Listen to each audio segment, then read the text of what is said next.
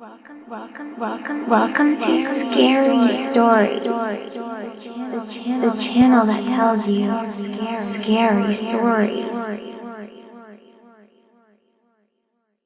Welcome to Scary Stories NYC.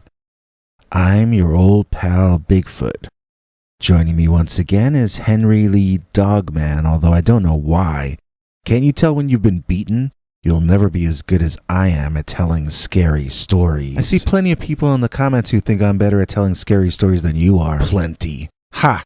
I saw maybe a few people on your side. They're probably all your family members for all I know. Nobody in my family even owns a device that you can watch YouTube on, so... Oh wait, a couple of them have smartphones now, so actually that's not true anymore. You can't even get your own family history straight. How are you gonna tell a scary story? Don't worry, I've got a lot of good scary stories. You go first, then I'll top you, same as always. You'll follow me, but not top me. You'll succeed me, but not successfully. Will you please just get started already? If you insist, I'm gonna tell a story about a particularly creepy kind of monster, similar to you. I'm gonna tell you the story of the Hungry Dogman, as told to Peter Bernard, read by your old pal Bigfoot.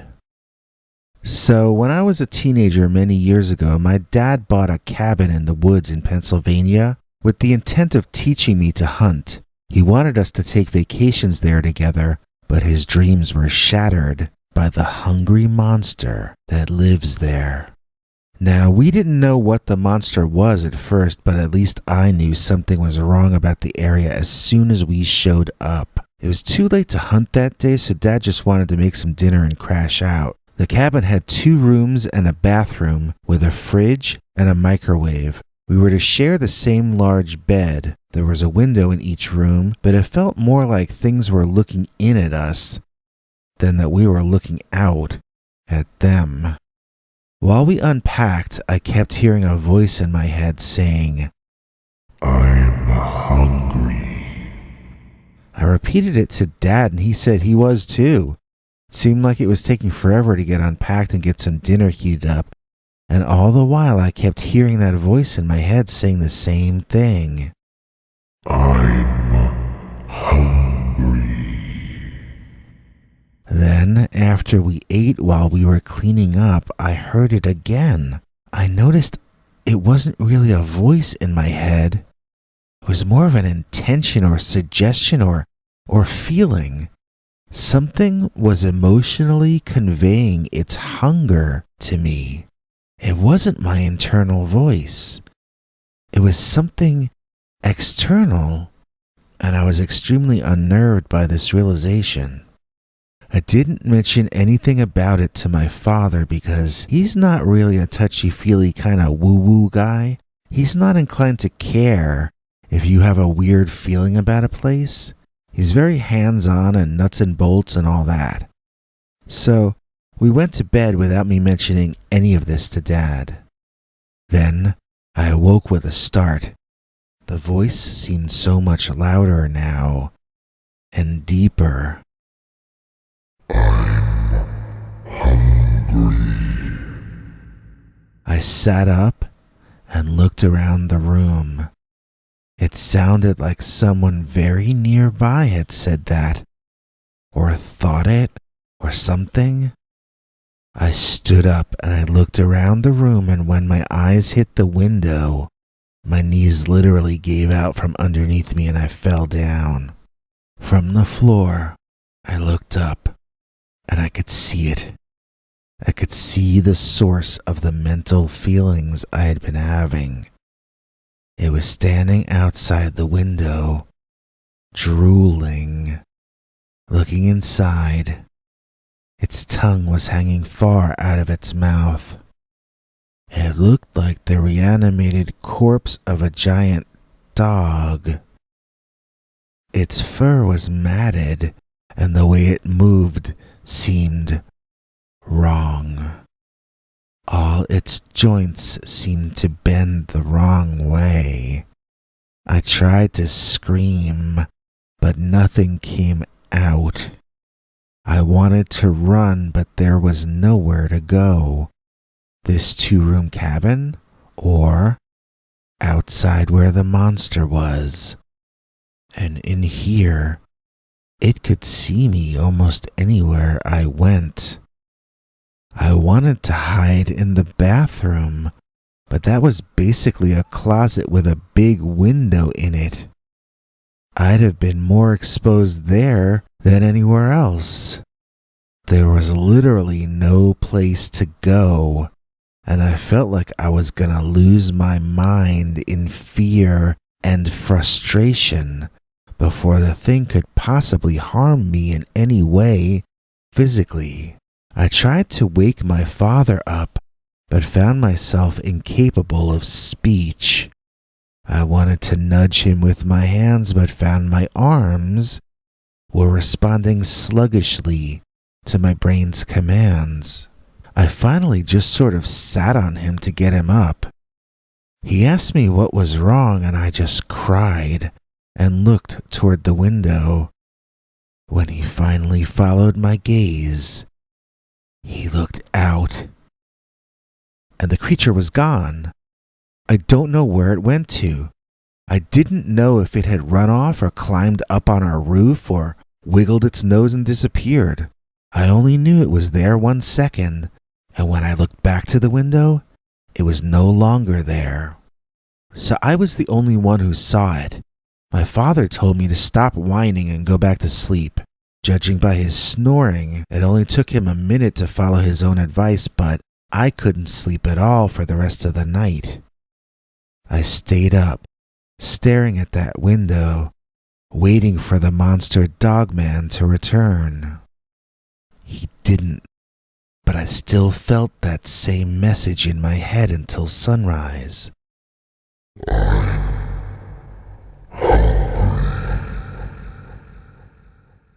The next morning, my father made me tell him the story again in great detail, and then he made it clear he believed me. That was kind of a surprise. I asked him if that meant we were leaving, and he told me he'd drive me back home right after breakfast. That was the greatest news I could ever have imagined.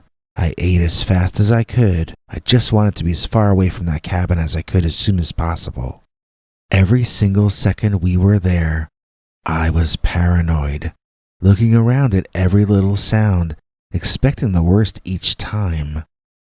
But I didn't hear the voice in my head, and I didn't see the monster anymore. After we got home and I got my stuff out of the car, I was completely stunned when my dad got back in to drive away. I asked him where he was going, and he said he was going back to the cabin to get in some hunting. I thought he was absolutely crazy. When he drove off, I was beside myself in sadness, and I genuinely wondered if I would ever see my father again. That Sunday night, he arrived home late, and I ran out to greet him, so happy he was safe. I asked him if he had any more encounters with the creature, and he said he took care of the monster and expected no more trouble from him. When I quizzed him about what that meant, he chuckled and gave me a funny look. "Didn't you tell me the thing said he was hungry?" he asked me with a twinkle in his eye. I answered in the affirmative, and so Dad told me he stopped at the supermarket and bought himself a big old steak. I asked him how that kept the monster away, and he said he left the steak out on a tall branch just past the edge of the wood line. The Dogman took the food and left Dad alone. To this day, my father still hunts from that cabin, and to this day, I have never returned there with him. My mother calls the Dogman Dad's pet puppy dog. I'm not sure she believes any of this. But Dad? He calls the Dogman his landlord. He says each time the price of meat goes up, that means his rent on the cabin just went up as well. And that's the story of my family's encounters with the hungry Dogman. Do you have a scary story you want us to read on the show? just call our voicemail hotline, 804-LISCARY. That's 804-537-2279. And now for something completely scary. Evil Nightmare Dogman, as told to and read by Peter Bernard.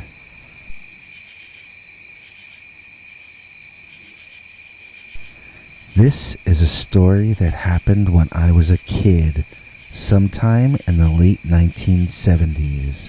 It was Labor Day. I remember because my mom had taken me to a baseball game, and on the drive to the ballpark and back, we had gotten to see our first trees changing color. That was always a big thing for us every year.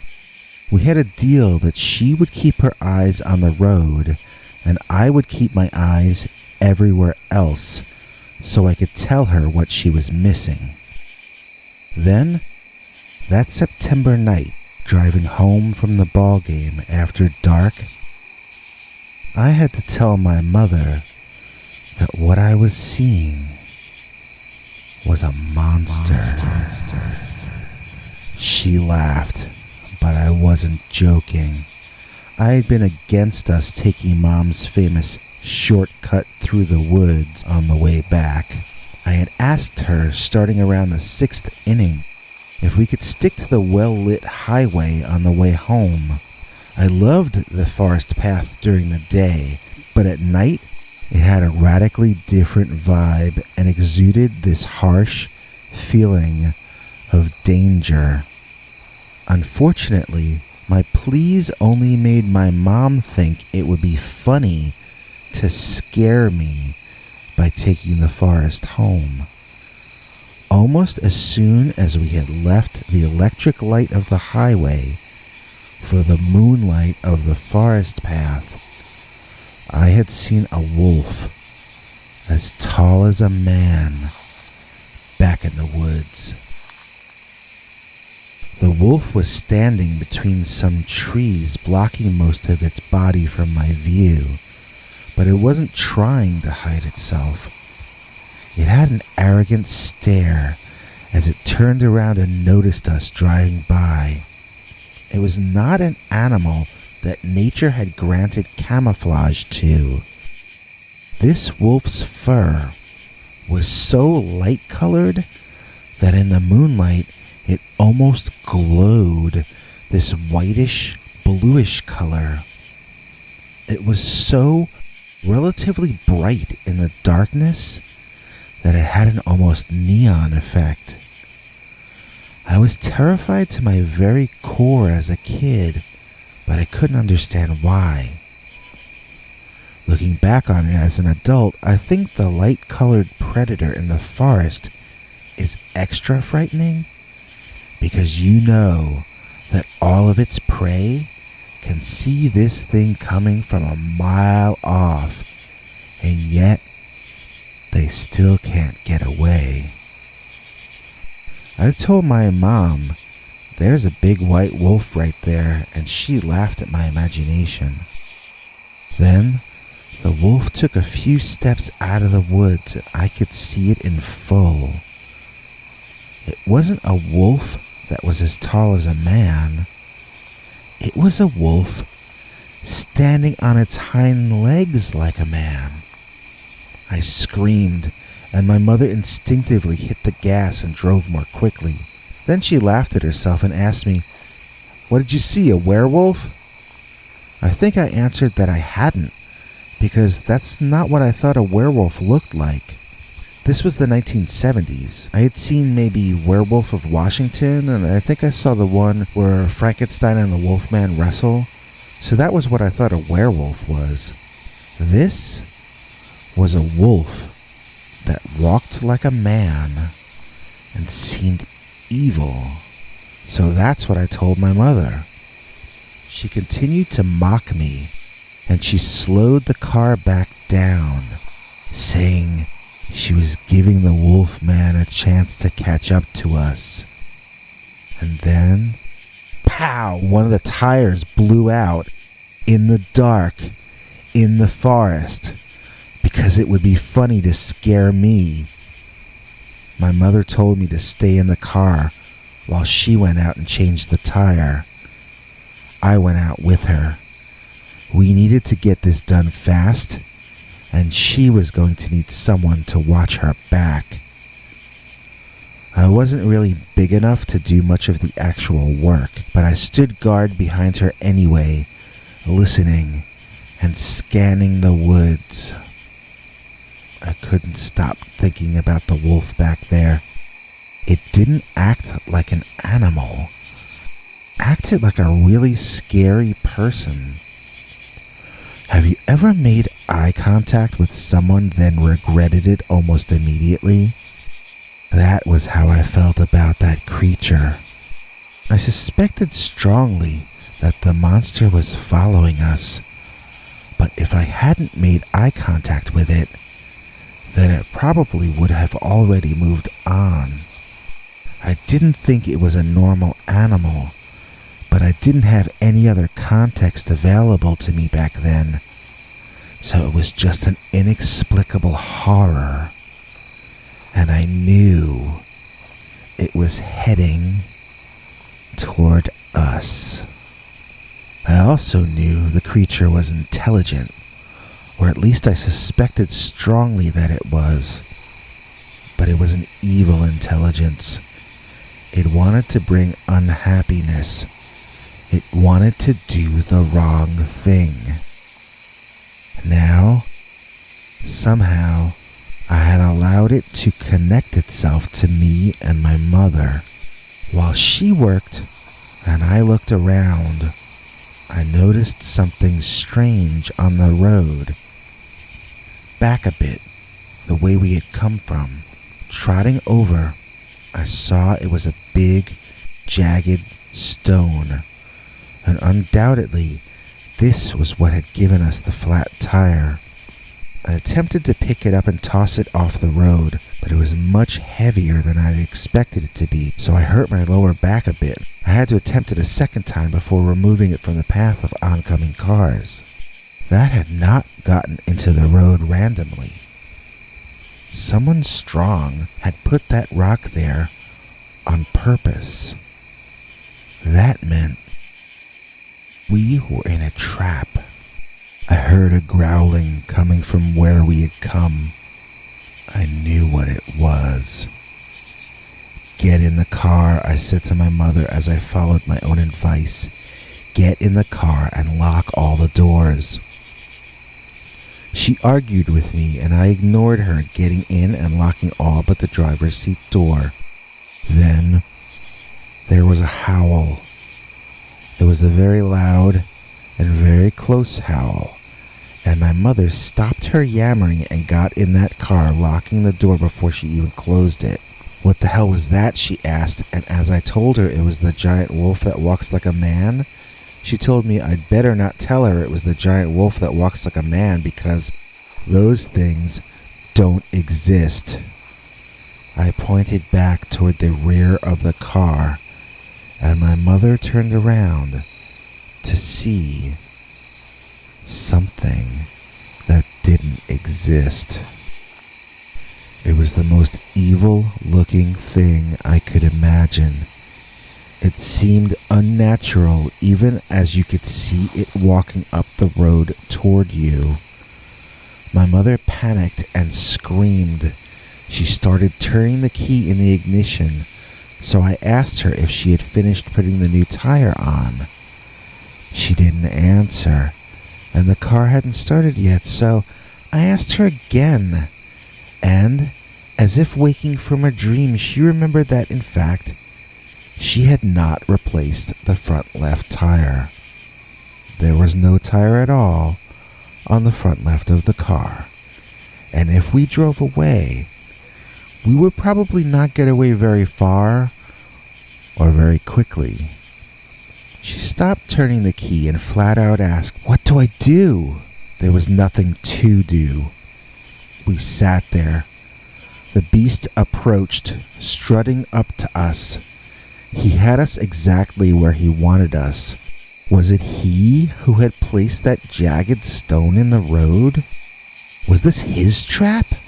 The standing wolf slammed down on the rear hood of the car, making a loud sound that caused my mother to cry. I could see its paw separated into fingers and a thumb like a human hand, but it had retractable claws, sort of like a lion or a tiger.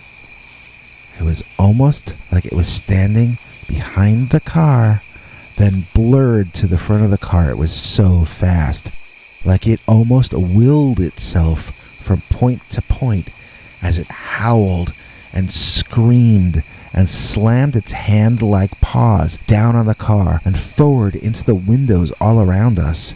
It seemed to be everywhere, like an entire pack of wild dogs was harassing us. Yet there was only this one incredibly fast, endlessly vicious monster. Now, I joined my mother in crying. The creature ran around us, backwards and forwards, so quickly and so many times, in such an unpredictable manner, that I actually hurt my neck turning to look at it.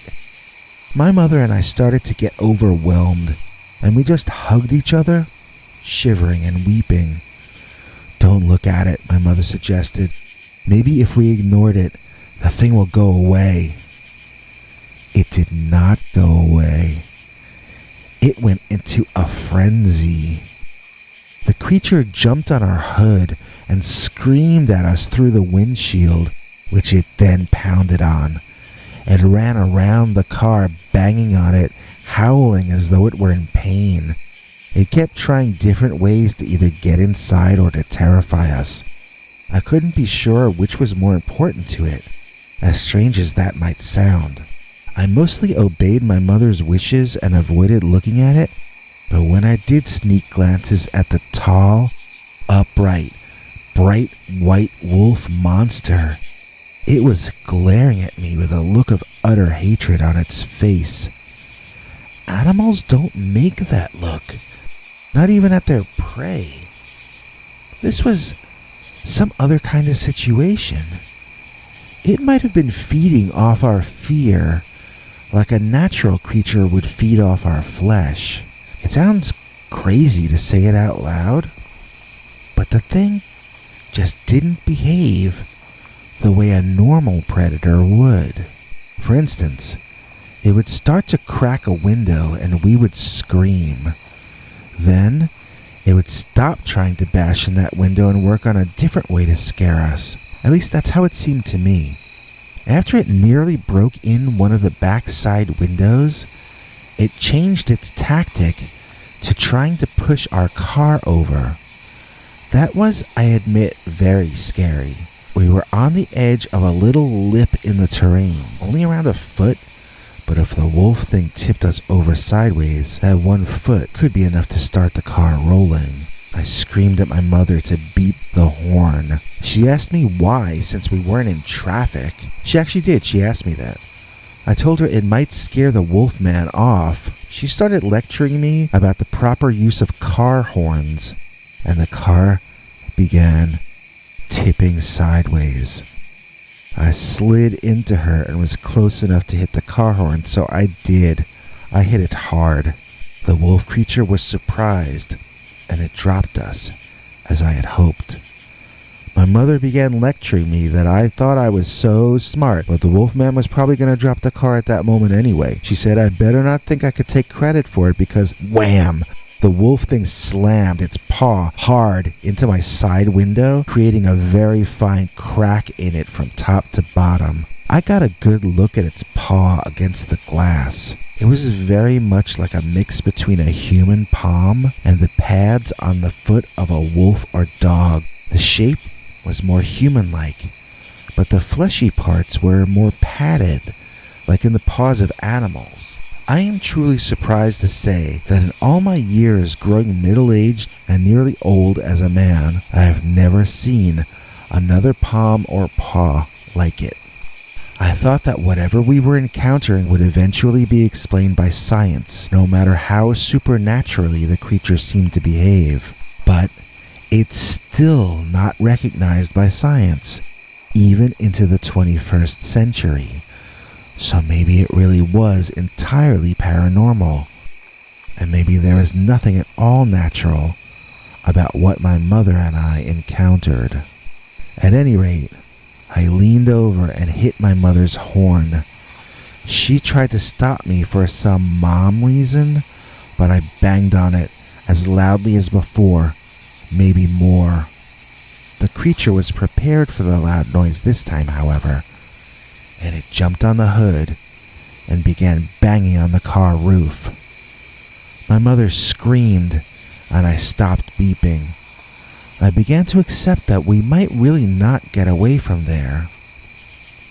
They say it's always darkest before the dawn, so at that very moment, as I was about to give up, out of the forest walked 2 hunters armed to the teeth.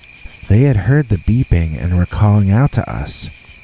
Before my mother or I could answer, though, the beast turned around and jumped off our car hood onto the highway in their direction. It reared back and screamed at them. It sounded almost more like a man than an animal. Our 2 knights in shining camo turned around and hightailed it right back into the forest where they'd come from. I prayed that the wolf-headed creature would chase them. Aren't predators supposed to run after whatever runs away from them? This one didn't. This one just turned around and glared at us, like we had really annoyed him this time. He wasn't acting manic anymore. He was sort of slowly surveying the situation. He glared at us, then he glared at our car. He looked at the tires. He looked at the jack he had knocked out from under the car. He just sort of slowly strutted around, observing what was in front of him, as though he had all the time in the world. Every now and then, he would shoot us the dirtiest looks. Whatever this thing was, it clearly viewed itself as superior to humanity.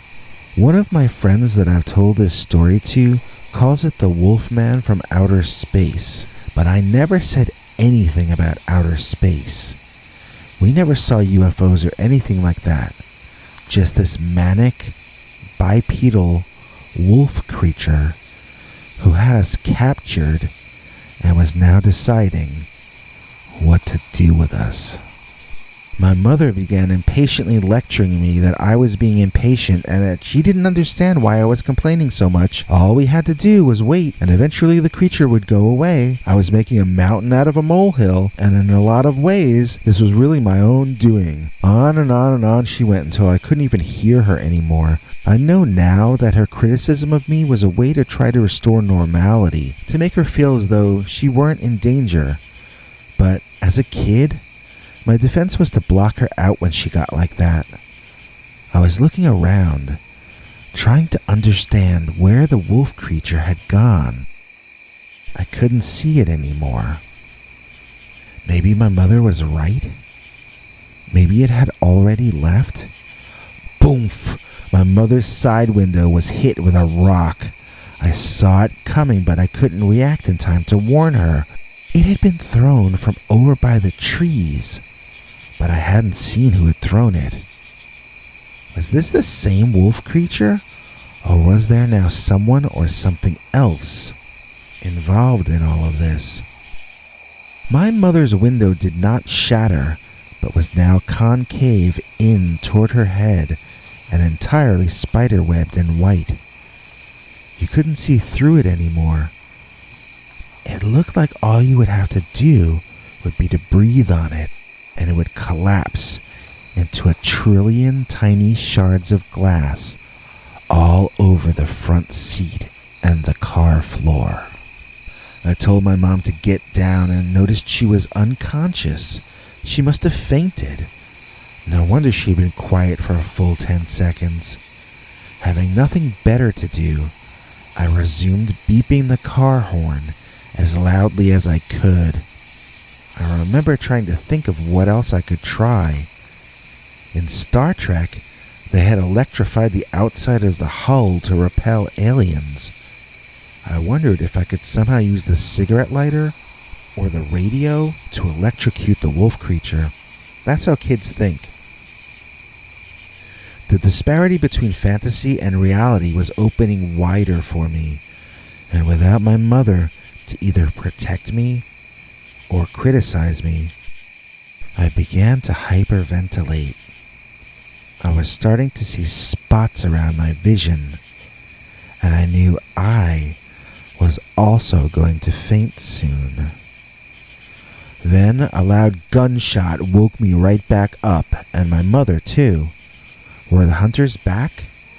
I saw the wolf creature about 30 feet away from us. Its body was toward us, but it was looking over its shoulder at the forest. Another loud retort came from that direction, and the creature took off into the forest, running on all fours like a normal wolf, but just much faster than an animal should actually be able to go. From the forest emerged the hunters, but now they brought 2 forest rangers with them. The 4 men had scared the wolf monster off, and we were now safe. As my mother and I excitedly conferred with the 2 hunters, one of the rangers gallantly changed our tire and put everything away for us.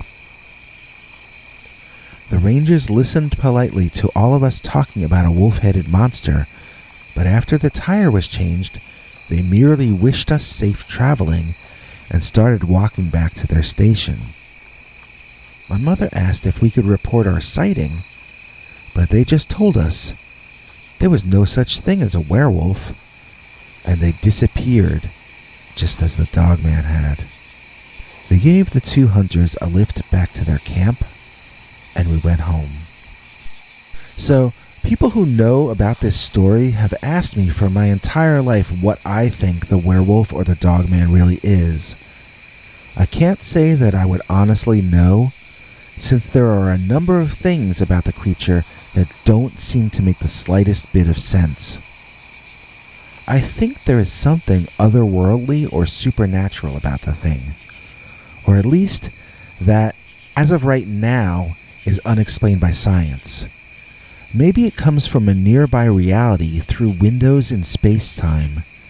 Maybe it lives under the earth and feeds off the negative energies of surface creatures, like the Darrow that were written about in 20th century pulp magazines. Maybe these are the inspirations for those mythical creatures, or maybe these are the cousins of them.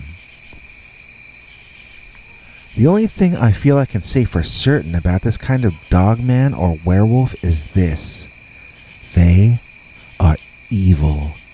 At least, relative to human beings, they are evil.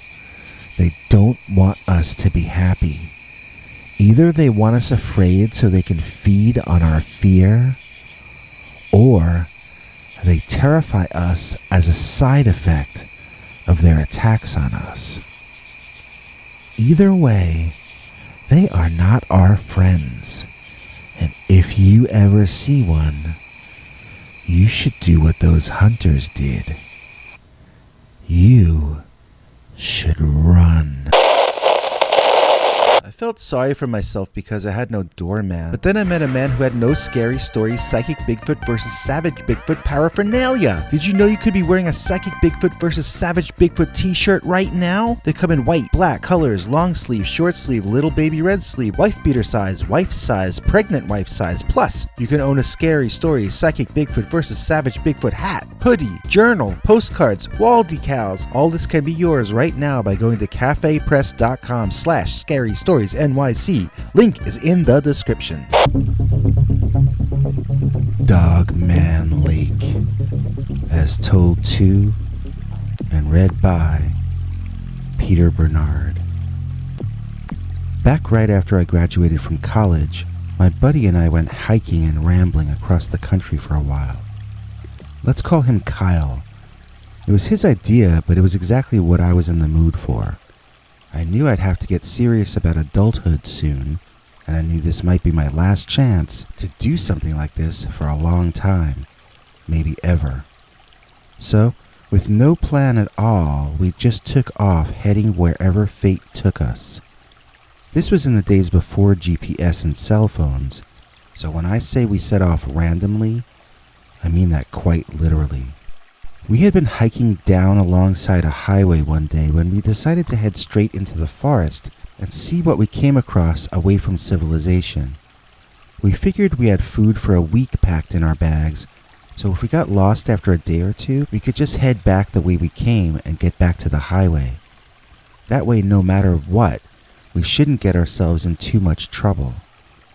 I don't think now, looking back on it, that this was a very solid plan, and I would definitely not suggest anyone attempt anything like this unless they are far more knowledgeable in survival skills than we were, not to mention better equipped.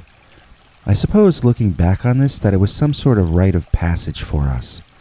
Whether consciously or subconsciously, we had decided to embark on the path of our own ritual passage into adulthood. We must have walked through the forest for hours and hours, but time passed quickly because every single thing we saw was something we'd never seen before and quite likely might never see again.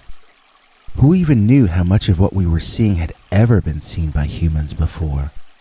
So we felt privileged and honored to be there, in the middle of no place. It was no different than any other previous moment in our lives, but suddenly we found ourselves able to appreciate that which we had up till then taken for granted.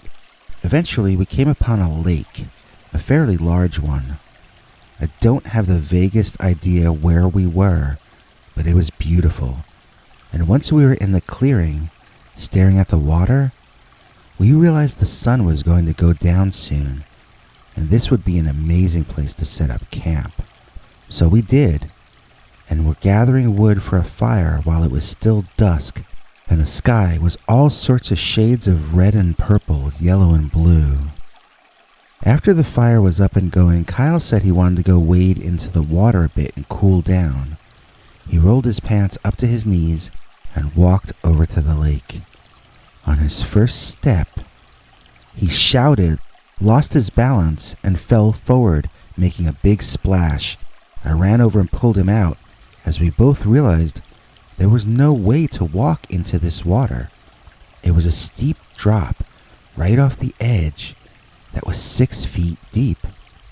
Reservoir, sputtered Kyle. It must be a reservoir, not a natural lake. That was his opinion because he said that once he was in the water, he could feel that the side of the lake by me was solid rock or concrete, and that it had descended straight down like the side of a swimming pool. It was dark and I didn't go in myself, so I have to take his word for it. I suppose it might have only been a steep drop-off in that one area, though, and it's possible that the rest of the lake wasn't like that at all. We weren't going to go wandering in the dark to find out. I made a mental note to avoid the edge of the water until dawn and helped Kyle over to the fire to help him dry off. It was a warm evening, so he wasn't shivering or anything, just wet. I remember him taking his t-shirt off and twisting it to squeeze water out of it, which poured out. He dried his butt on the fire and cracked jokes about his clumsiness. So we had some dinner and joked around for a while until we started thinking about hitting the sack. I wanted to put the fire out, but Kyle asked me to wait till he got back from taking a leak over in the trees. I said fine, and did whatever else I was doing, getting ready to crash and have some good dreams. I got ready to sleep and I was pretty worn out, but Kyle hadn't come back from peeing yet. I called out to him and got no response. That was creepy. Why hadn't he called back? I took a few steps in the direction he had gone, but fear gripped me and I couldn't go any further. This was not good. I was in the middle of nowhere, and I had lost my only companion as it was starting to get dark. Why hadn't that idiot done his business closer to camp? Was he pulling a joke on me, or was he in trouble? Or was he just taking the scenic route back to camp? I walked over to the water's edge and I noticed I was shaking as though I were cold. As I said before, it was not a cold night. I should not have been shivering. What was the correct thing for me to do in this instance? Did I need to go search for my friend? Or would that be foolish to attempt in the dark?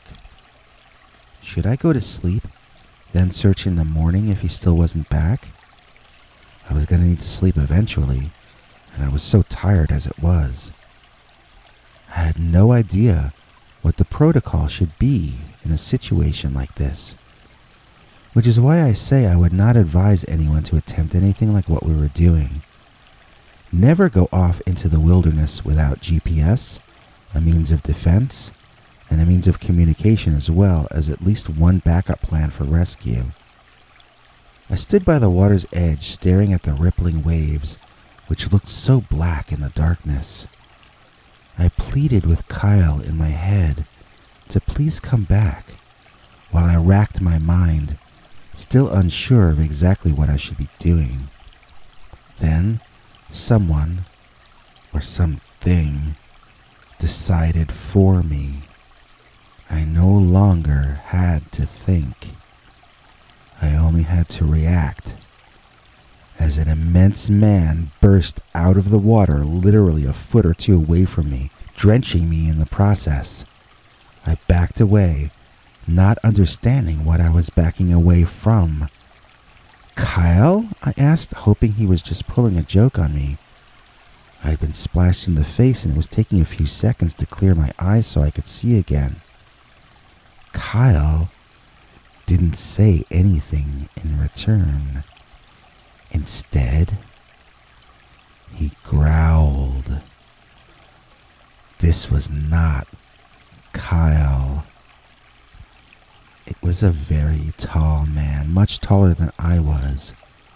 It had emerged suddenly from the water, and it was growling. None of these were fun facts to report.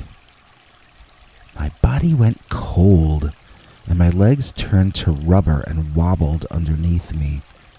I blinked my eyes furiously, and with blurry vision, I finally was beginning to tell that I was staggering backwards away from some kind of animal that stood like a man.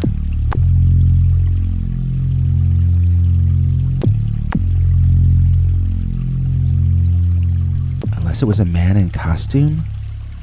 Whatever it was made a lunge at me. I tripped backward and fell on my back, knocking the wind out of myself. It was extremely painful. I gasped for air, desperately trying to suck it into my lungs as the hairy giant thing must have been walking closer to me. I wanted to run away, but I couldn't even breathe yet. I was defenseless, laying on my back, staring up, gasping for air while seized up in pain. Now I could see the thing moving into my view, and when I got a look at its head, my gag reflex tried but failed to react. This was the most sickening looking thing I had ever seen in my life. It looked like some kind of monster more than a natural animal, yet judging by the slobber and mucus dripping off this thing, it was most definitely natural and physical. It didn't have ears like a human. It had ears like a dog or cat. Its face had very human-looking eyes, but yellow and lit from within. They had human emotion in them, though, and they looked angry and savage. Its face was either dark and leathery in places like the nostrils or the lips, but was covered in dark fur elsewhere. Its face kind of looked like a wolf, but also didn't in some ways. It was like a monkey crossed with a dog, crossed with a man. It had features of each. It didn't look like any of those things at all. It moved closer to me, looking furious and curious all at once. I was beginning to wheeze air back into myself and was not going to be able to get up or run away for another few seconds at the earliest. The creature had me. I was his, and I knew my life was quite possibly about to end. I cried, thinking about my mother, thinking about my cat and my friends I would never see again. All of the times I'd felt safe and all of the times I'd felt threatened appeared in my mind's eye, and some part of me mentally compared each of them to this situation. None matched. None matched. I had never been in such danger before. This did not seem like it was going to have a happy ending. Suddenly, there was a cry in the woods, or a scream. It was definitely Kyle. It wasn't even in the direction he had left when he went to relieve himself. It was from the other way entirely, the way we had come here. The slobbering monster leaning over me jerked its head in that direction, then leaped over me, kicking dirt in my face, and ran off quickly in that direction. I sat up, spitting dirt out of my mouth and coughing. Poor Kyle was a goner, but he had bought me a few more moments of life. What would I do with it? Weeping like a child and feeling sorry for myself like a fool, I staggered over to our camp and sat down by the fire. I told myself, animals are afraid of fire, so I was safer there than in the woods trying to make it back to the highway. It had been a 3 or 4 hour trek through the woods to get to this place, and that was during the day. Attempting it alone at night in the dark, with what seemed like at least 2 man-sized, hairy, snarling predator monsters running around, would be as pointless as anything I could imagine. So I sat there, crying, wishing I had taken some desk job and gotten started on being a boring adult instead of traipsing off in the woods, hoping to find myself. Now I'll be lucky if they could find me after this. I'd be especially lucky if they found me in one piece. The more I thought about my troubles, the more I felt sorry for myself, and the more my self-absorbed tears watered the dirt in front of me. Animals are afraid of fire, I repeated to myself over and over again.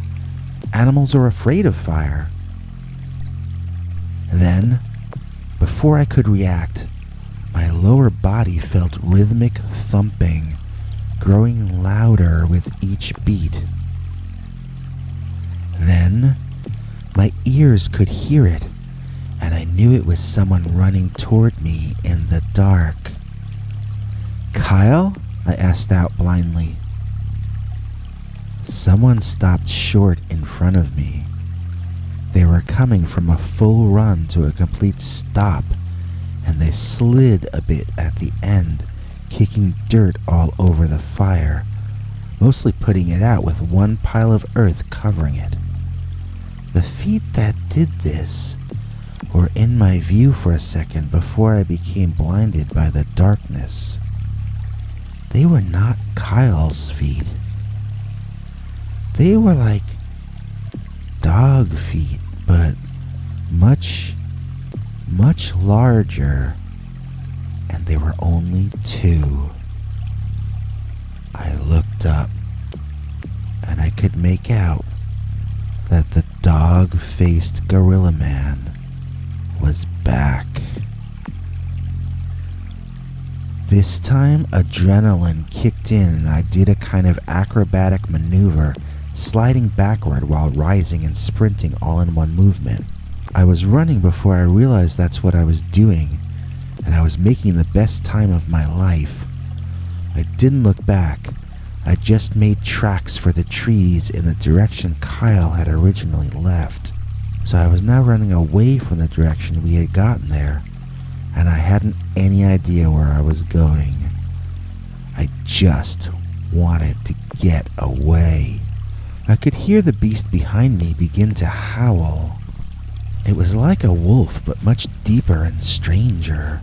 This thing had terrifying lung capacity, I'll say that for sure.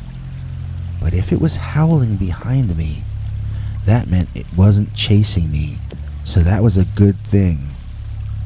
I told myself to have faith, and I ran. Have faith is a phrase my great aunt used to tell me as a kid, and I would scoff at her. I didn't understand what it meant until that very moment. Now, I was telling myself to have faith. They say patriotism is sometimes the last refuge of a coward. Well, that night I found that the last refuge of the frightened is faith. It allows you to still accept that you are in danger, still accept that your chances for survival are slim or none, and yet, faith gives you the strength to try your best to survive in a much more relaxed state than panic allows. It's sort of like cutting a deal with yourself along the lines of, hey, if I'm gonna die today anyway, let's die consciously, and let's die as we lived, as someone calmly making conscious decisions and trying his best without the distraction of fear. I had thought faith was a dumb thing for old religious ladies, but that situation taught me viscerally that faith was providing me my only remaining chance for survival.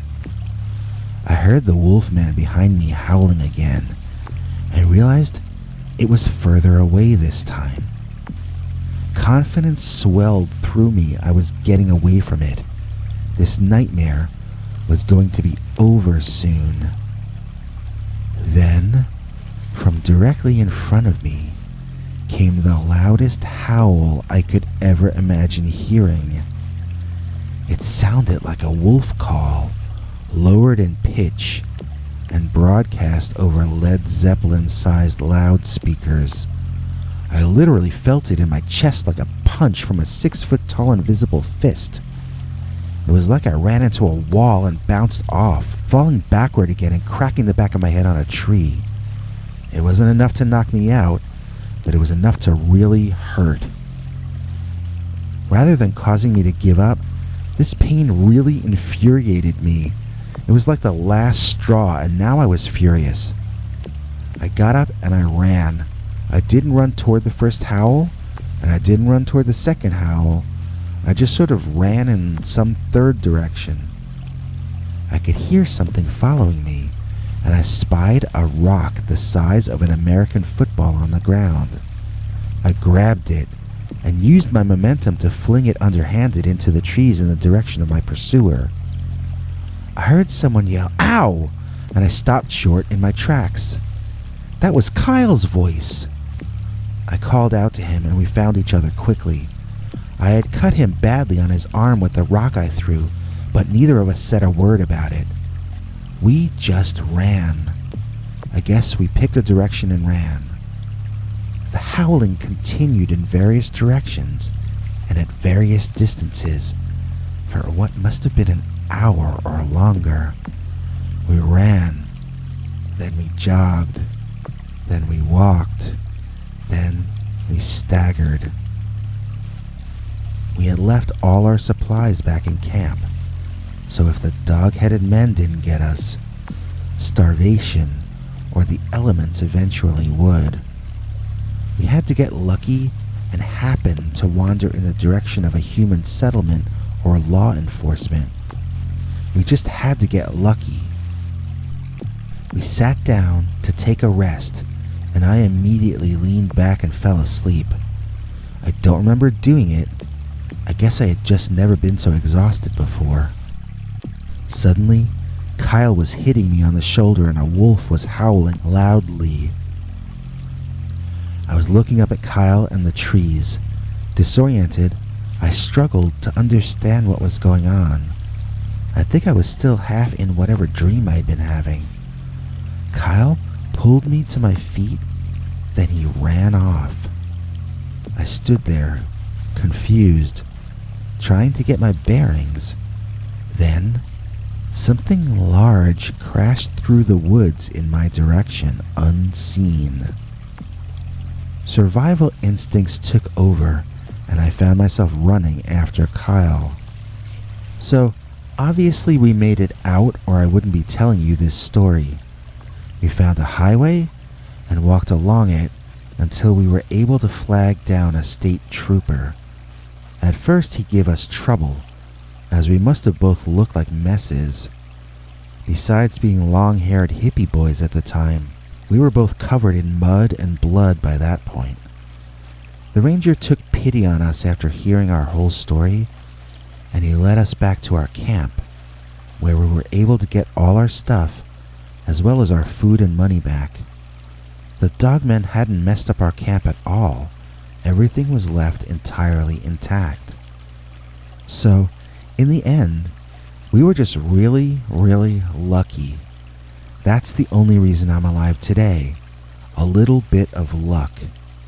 And, I guess, a whole lot of faith. And that's the story of how I survived a night on Dogman Lake. The Girl and the Giant Dog, as told to and read by Peter Bernard. You know, I can tell this story like it happened to me. My grandfather told it to me so many times that I can practically see it as though I were there when it happened. This was the strangest story of his life, and it gripped him for all his days. It never let go of him. And it was the most fascinating thing I had ever heard either when I was a kid. One time he took me out on a field trip to the place it actually occurred in and described it all to me there on location. I was terrified at the time because this was the location where my grandfather said he had seen an incredibly large dog who stood on its hind legs like a man. He told me this story so many times, but I'm going to tell you about the day that we went out in the woods to the actual location. I had already heard the story at least 4 or 5 times by then, so I was extremely excited and nervous. We drove out into the country in Pennsylvania to Gladwin. Now, this was in the late 1950s, around 59 or 60 years ago when I was 15 or 16 years old.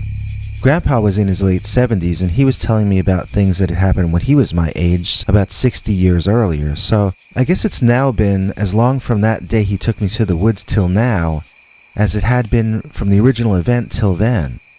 In 2018, this happened about 120 years ago, which is hard to believe. He first took me to the place he had lived as a kid, which wasn't actually there anymore. It had been torn down and had a new house built there instead. It seemed like a nice suburban area, but Grandpa told me that when he was a kid, this was the country, and his family's house was the only one on the street, which was a dirt road back then. He told me there used to be a stream across the road where there were now houses with yards and kids playing in them. Anyway, after marveling a while at how much had changed, Grandpa started telling me the story again. Every day, he began, one of his jobs was to take buckets of water he'd filled in the stream back to the family that lived in the woods. They had been the first to move into the area, and when that house was built, the stream had passed right near them. It was still only a 5-minute walk, but the lady's husband had died, and now it was only her and her daughter living there. My mother volunteered me to do things to help them all the time, he told me, and I didn't really mind because I liked the girl who lived back there. That's the part when Grandpa would always get misty-eyed, reminiscing, searching his mind for words to express the strange memories. I'm not sure why or how I liked her, he told me, but I never complained about being sent back there. Grandpa told me he never played with the girl and had hardly ever even spoken to her. They would smile at each other and he would feel very welcome in her presence. This went on for years and they grew up together. One day, when they were both teenagers, she grabbed his arm as he was about to leave and she kissed him. Grandpa went home confused, not understanding the new feelings swelling up inside of him. That night when he went to bed, he couldn't sleep. All he could think about was that girl. All he could see in his mind was that girl. Grandpa couldn't take it. He got out of bed, put on his clothes, and he wanted to go and see that girl that very night. And so, he led me on the path through the woods that he took that night. It was pretty creepy, and as we entered the forest, the sky grew overcast, darkening more and more with each step we took. I was getting chills and goosebumps all over. I could swear I was seeing things moving, and I wasn't sure if I was hearing someone else walking through the trees besides us. Eventually we came on a small clearing and the wreck of an old, tiny wooden house. It looked like nobody had been there for at least 40 years. Parts of the ceiling were fallen in, and it probably had all kinds of spiders and bugs living inside it. I was too creeped out to even get very close to it. I could visualize the monster from Grandpa's story living in that house even then. It might be ready to pounce out on us at any second. Oh yes, the monster. This is a story about a monster, but I haven't even told you about it yet. That night, the original night I mean, when he was a love-struck teenager, that night, Grandpa snuck up, stealth mode, on the house. He'd get in trouble if the mothers saw him, and he thought he'd better hide out and scope out the situation for a while before coming up with some strategy to get the attention of the girl. But when he came up on the house, he got the surprise of his life. There on the back porch was the girl.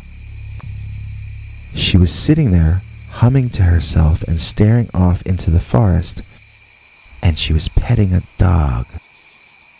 This was not an ordinary dog. This dog's head was so large, it went from above her face down to about the middle of her chest. It was laying next to her, and she was petting it. I thought it was a wolf, Grandpa told me. It had a white face with black surrounding it and a black nose, and the rest of it seemed black or dark fur also. He had never seen a dog at that house before, let alone a giant one, and yet the two of them seemed so in tune with each other they were clearly old friends. I was pretty certain I was dreaming, said Grandpa. That was the only explanation I could think of. Grandpa turned around to go home and do his dreaming in bed instead, but he heard a sound behind him and he turned around to see that the dog was about to stand up. He was curious exactly how tall this thing was, but he said his stomach turned when he saw that it did not stand up like a dog. No, this thing took a step off the porch and then proceeded to stand up like a human on its hind legs.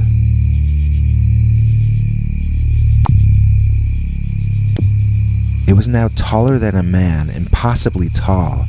Grandpa made motions with his hand that it was taller than the windows on the back of the falling down house. He seemed to remember it being 9 feet tall, although these are the memories of a scared teenager in the dark, so who knows. Grandpa said what he saw was so upsetting to him at his very core that he became physically ill on the spot. Gasping for air, he looked over his shoulder and saw that the huge standing dog was now staring right at him with bright yellow-orange eyes. He says it made this sort of angry sound and he took off running for home. He could hear the massive thing chasing him through the woods and he knew that if he didn't make it home, he would never be heard from ever again. He ran into the house, slamming the door behind him and staring out the back window to see the shadow of the creature back at the tree line. Would it come all the way up to the house? Grandpa was pretty sure he was gonna die when suddenly he got grabbed hard from behind. He turned around to see his father, who gave him quite a whooping for being out when he had no permission. The next day, Grandpa knew he had to bring water in buckets to the family back in the woods. He was so terrified to go back there, he kept putting off the job until his mother specifically ordered him to bring the buckets back to the lady and her daughter. So Grandpa filled the 2 buckets up and put the stick of wood through them, put the stick on his shoulders, and he began walking the buckets back like he was walking his last mile. He was incredibly jittery and not sure if he was ever going to be coming back. He heard something in the woods, and the momentary fright caused him to lose his footing and trip on a rock, spilling all the water. Now he had to go back and refill the buckets and start over again, even more frightened than the last time. All of the fun of going back to the house with the girl was now gone. Now only fear and worry remained. The second trip wasn't much better than the first, and he only had about half the water in each bucket left by the time he'd reached the clearing. Then he saw that it didn't matter. The place had been cleared out. Somehow, in the time since he'd seen the dog man the night prior until then, both the girl and her mother had completely vacated the premises they had lived in for longer than he had been alive. How could they have done that? There was no food left inside, there were no personal belongings, no furniture, and most certainly no explanatory note. Grandpa went back and told his mother the truth and got beaten for lying. Then she went back into the woods and saw herself that he had been honest all along. It didn't get him an apology, as parents didn't do that in those days, but at least the drama was over for Grandpa. And then the wondering began. The decades and decades, and now the full century of wondering. Who were those women? And what was their strange relationship with the Dogman?